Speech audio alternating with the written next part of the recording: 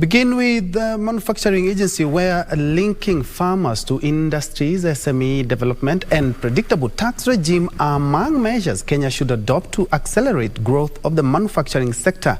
Kenya targets to increase the contribution of the manufacturing sector to the GDP from the current 7.2% to 20% by the year 2030. Investment Promotion Abubakar Hassan Abubakar, that is a PS, said the manufacturing is key in promoting socio-economic development.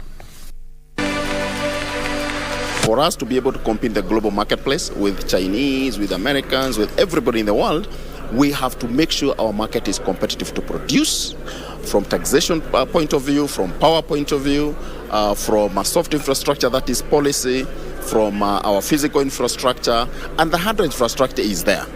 And it is for this reason that the government has prioritized the following value chains due to their potential in creating jobs for our youth and women: leather and leather products, textile, dairy, edible oils, tea, construction and building materials, automotive and pharmaceutical. What we are doing now, we are deep diving on these value chains.